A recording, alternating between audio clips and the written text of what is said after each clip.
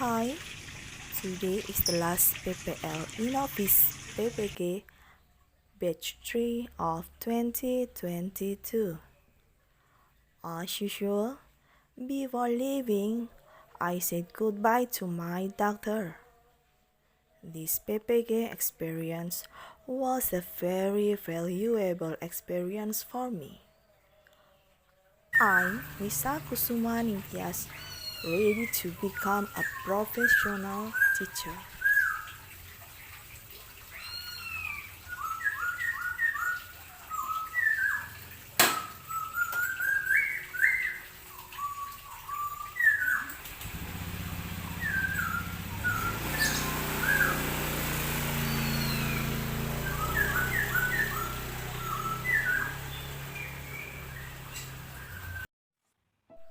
Dalam video ini, pembelajaran diawali dengan kegiatan di luar jam sekolah. Kegiatan pertama, anak non-pondok melakukan wawancara dan pencarian data terkait permasalahan mereka. Pembimbingan dilakukan melalui Google Meet, yang selanjutnya hasil temuan mereka diberikan kepada teman satu kelompok mereka yang merupakan anak pondok. Anak pondok mengorganisasikan data-data yang telah didapat, kemudian membuat infografis melalui Canva.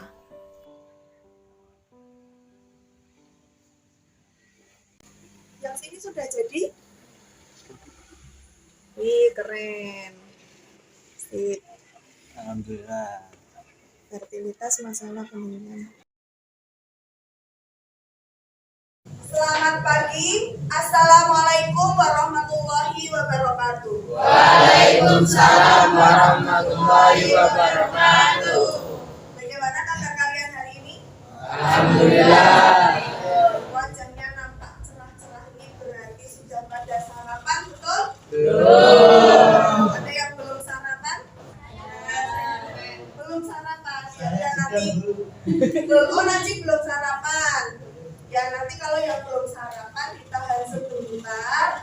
Nanti kalau pada saat jam istirahat silakan rasain begitu laras dan berdoa terlebih dahulu. Ya, berdoa mulai.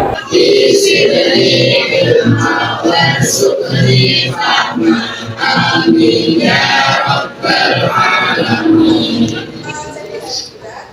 Yang kali ini agak berbeda ini. Saya punya lintingan kertas yang akan saya bagikan ke kalian. Nanti pada saat saya panggil nama, silakan kalian buka lintingan kertasnya ini dan kalian bacakan kata-kata yang ada di dalamnya dengan semangat. Semangat semuanya? Semangat! Katakan semangat semuanya? Semangat! Oke, bagus. Saya bagikan dulu ya. Fadli Afif. Jangan menyesali masa lalu, belajar saja darinya.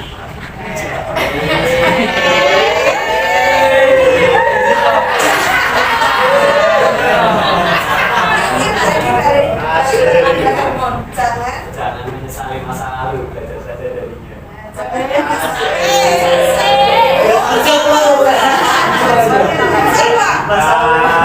Apa ini maksudnya? Kelas 10 itu.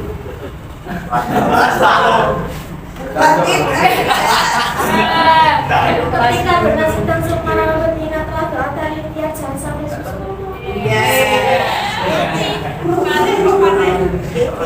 jangan sampai susu. Intian harus selalu susu.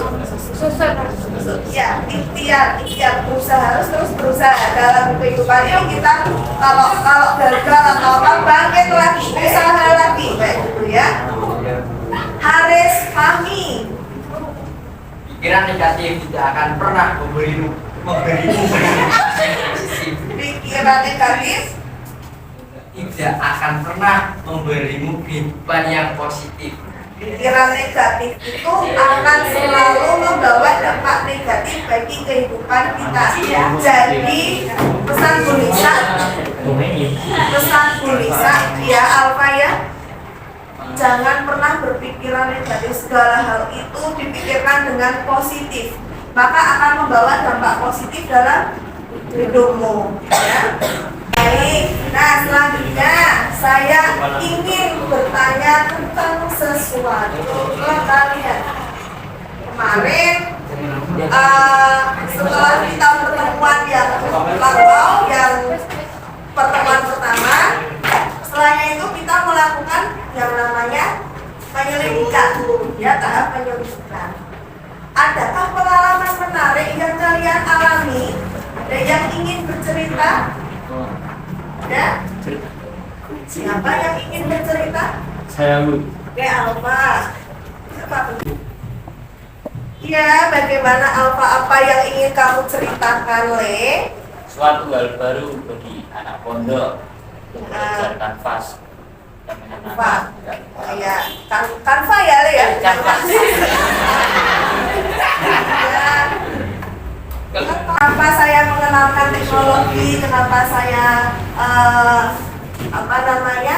ingin membuat sesuatu keterampilan menggunakan teknologi yang sekarang tren ini kan namanya Canva itu ya. Ya supaya kalian ya melek teknologi, terutama mungkin yang anak pondok yang di pondoknya tidak boleh membawa HP, tidak ada laptop, ya.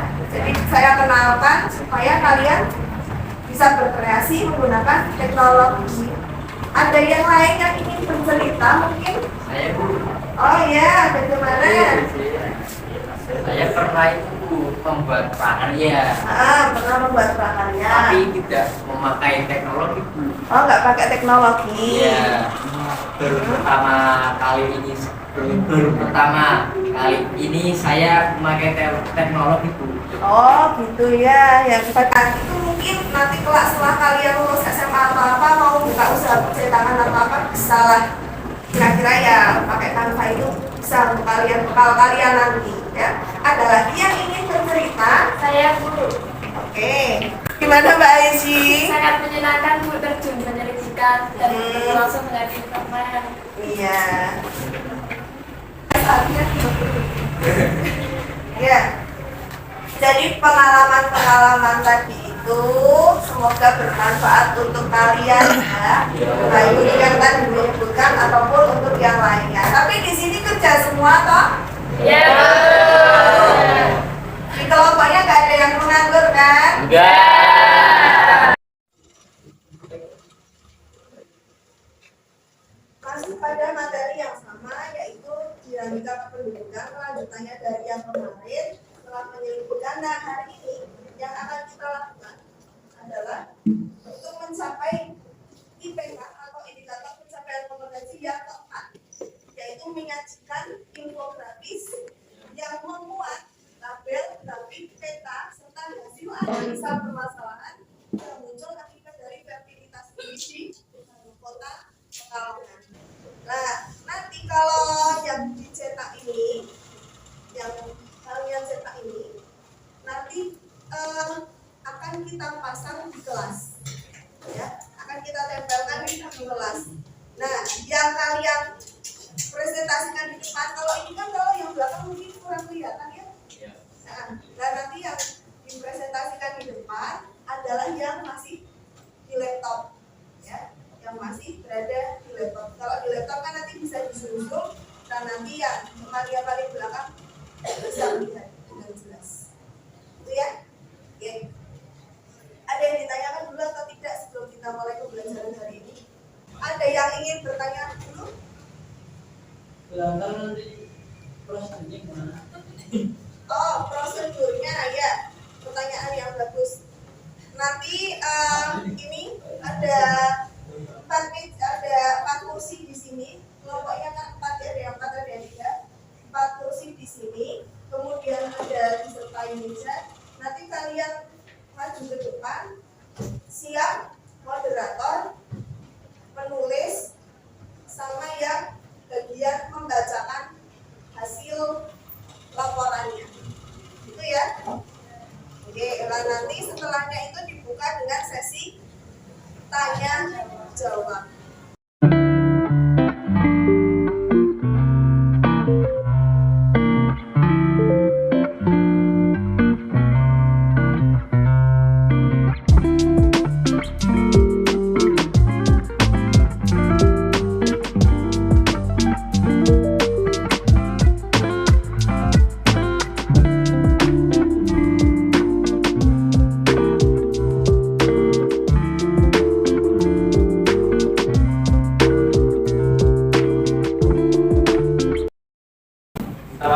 semuanya. Assalamualaikum warahmatullahi wabarakatuh. Waalaikumsalam warahmatullahi wabarakatuh. Terima kasih untuk Bu Nisa yang telah memberikan kesempatan untuk kami presentasi dari hasil penyelidikan yang telah kami buat kemarin. Presentasi Mayoritas kalah lakukan dan dampaknya. Maka mayoritas yang diberikan dapat menguntungkan sebagai dampak. Misalnya alih fungsi antara dengan kemiskinan. Juga pasangan usia subur di Bengkala Selatan yaitu 9.646. Tapi yang dilengkapi ada 572 jiwa sehingga angka kelahiran cukup tinggi yaitu 1.545. Bengkala Selatan merupakan wilayah sedotan kawasan yang masih banyak sawahnya, namun karena angka kelahiran terus naik, maka kebutuhan akan hunian juga terus meningkat. Hal ini menyebabkan lahan sawah berubah menjadi rumah. Dari data yang diperoleh di Kota Pekalongan dalam angka penurunan luas lahan sawah berkurang 5 hektar dari 419 hektar menjadi 414 hektar dalam rentang tahun 2019 sampai 2021. Peta disamping menunjukkan ada 2 wilayah di Pekalongan Selatan yang menjadi prioritas penanggulangan kemiskinan yaitu Uripan Yosorejo dan Jember. Solusi dari hasil wawancara tersebut yaitu 1. Bantuan pengembangan rumah susun, 2. BLT untuk masyarakat ekonomi bawah, 3. Bantuan RCLR provinsi. Silakan jika ada yang mau bertanya. Silakan.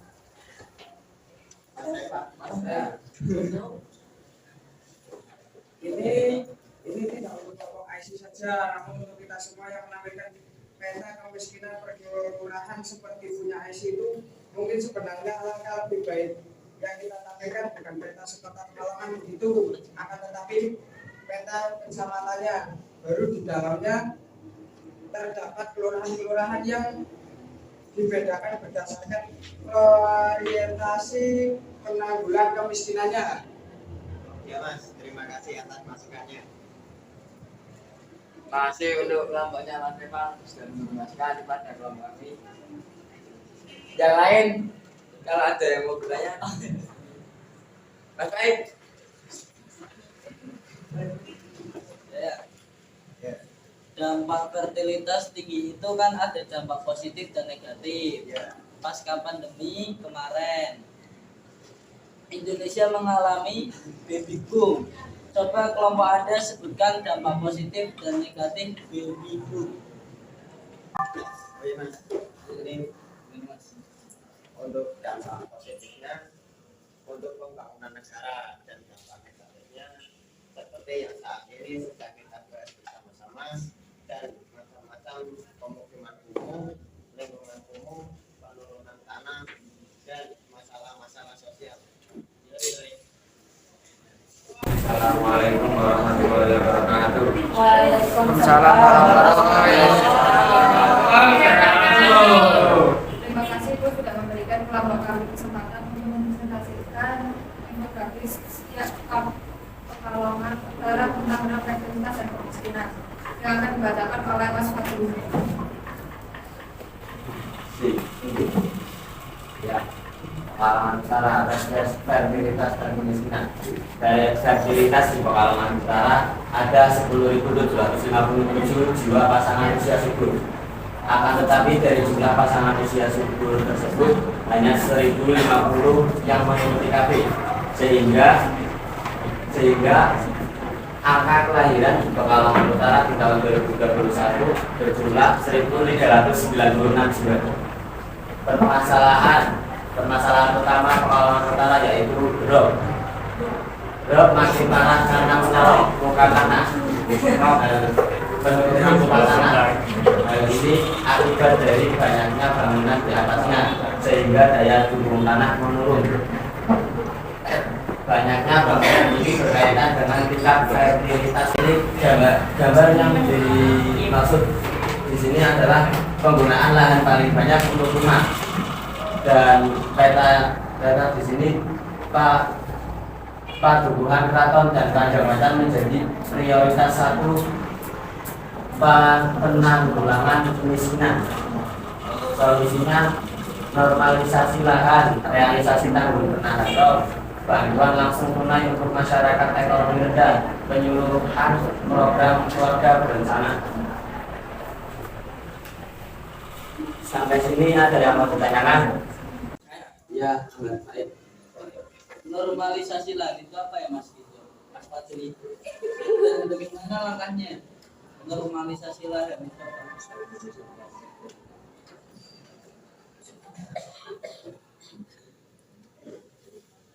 Ya, terima kasih Mas Faid atas pertanyaannya. Normalisasi itu mengembalikan lagi fungsi hendaknya suatu lahan dalam kaitan makro. Wilayah-wilayah seharusnya untuk respon limbahnya resapan limpasan gelombang laut yang masuk ke daratan dihijaukan, rumah-rumahnya dipindahkan ke tempat lain. Waalaikumsalam warahmatullahi wabarakatuh.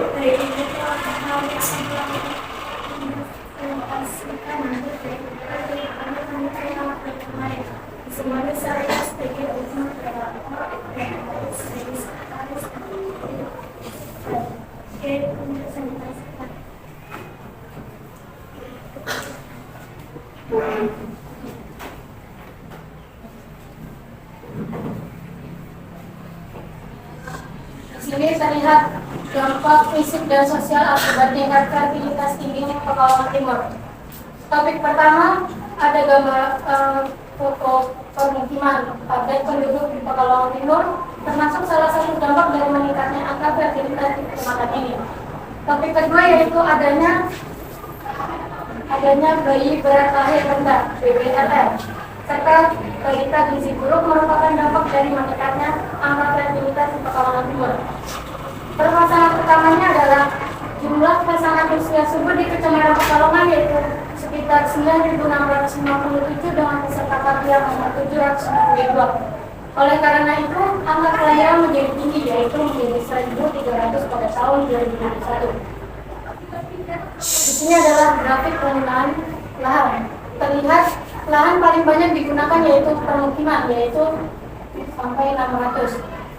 BBLR Pekalongan Utara pada tahun 2021 jumlah bayi lahir dengan berat badan ringan di Pekalongan Timur yaitu 62. Hasil wawancara dan analisis dari kita untuk kasus BBLR dan gizi buruk bisa dengan cara sosialisasi usia pernikahan matang, edukasi tentang asupan gizi sehingga kepada calon pengantin dan mengamankan bayi lahir sehat.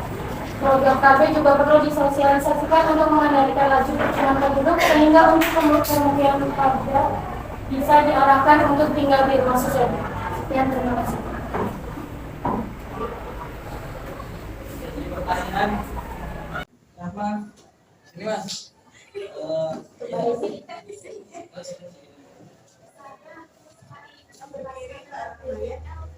Rama dimohon berdiri.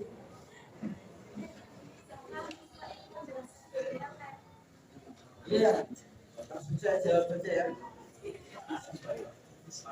Jawabannya BBLR itu singkatan dari berat badan bayi lahir ringan.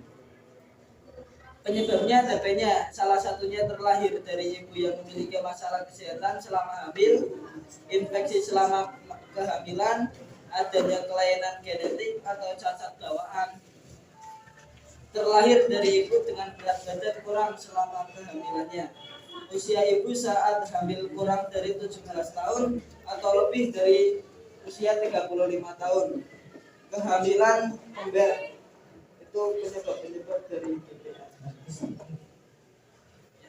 Ada yang mau bertanya lagi?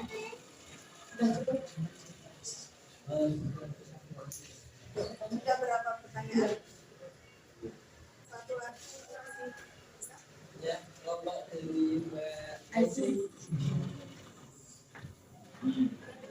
Saya bertanya kalau balita gizi buruk itu yang bagaimana ya? Ya, saya.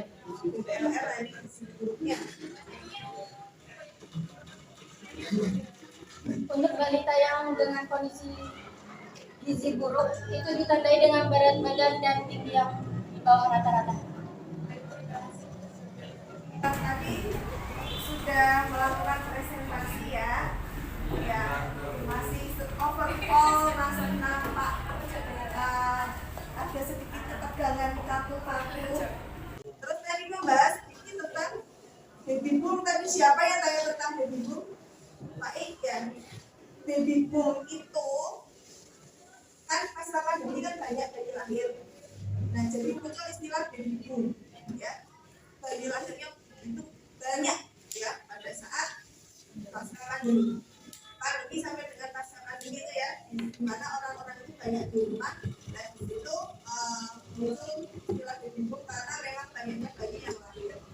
Nah di sini tadi kelompoknya Pak Aisy menyebutkan untuk pembangunan dampak positifnya.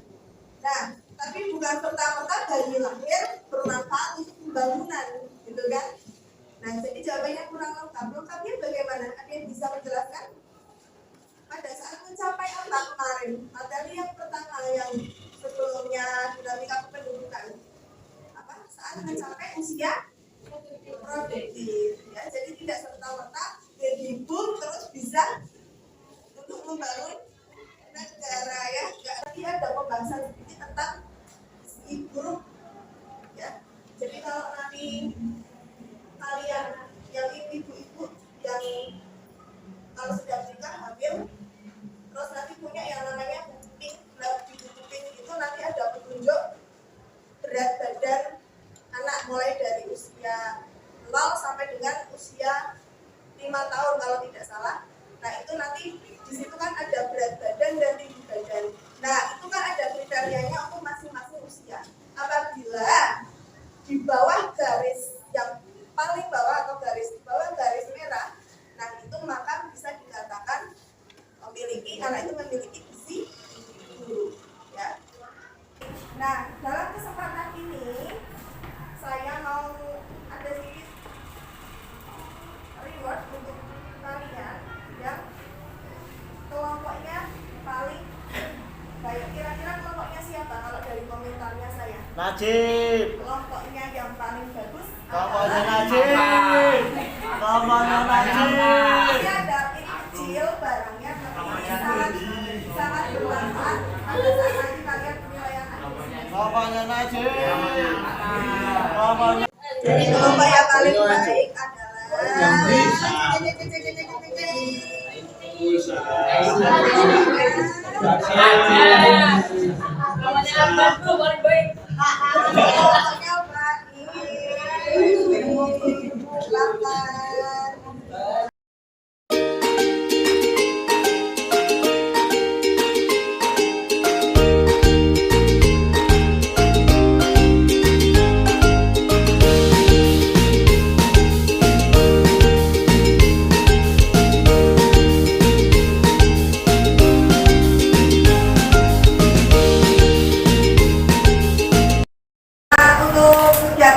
Dari pembelajaran hari ini saya berikan tes penilaian pengetahuan. Ini langsung kalian isi ya, kemudian nanti beserta jurnal refleksi seperti biasanya.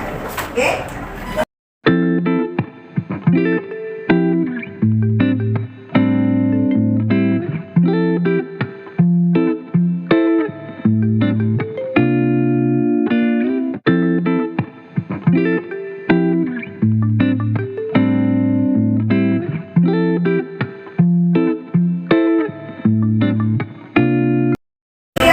Pembelajaran hari ini silakan masukkan dulu kertas-kertasnya ke dalam meja, ke dalam tas. Nah, kemudian untuk pembelajaran hari ini ada yang bisa mengutarakan kesimpulan apa yang kita dapatkan dalam pembelajaran hari ini. Iya, pasti bukan. Ada yang oh malah mau itu baik ya malah bagaimana Asik membuat poster. asik membuat poster ada lagi yang lain mungkin asik membuat poster ada lagi yang lain yang ingin menyampaikan apa keluh kesahnya pembelajaran hari ini ya baik. Ternyata banyak yang harus dipersiapkan Bu kalau presentasi. Oke, kalau mau presentasi banyak yang harus dipersiapkan. Nah, salah satunya kesiapan untuk kalian berbicara di depan umum, jangan hanya melihat di layar, ya. Karena ya semuanya. Terus manfaatnya apa? Oke, Nila. Oh, punya banyak pengalaman baru ya. Terima kasih ya untuk pembelajaran hari ini. Kalian semuanya keren. Bagus, terima kasih sekali. Sekian dulu untuk hari ini. Selamat siang. Wassalamualaikum warahmatullahi wabarakatuh. Waalaikumsalam.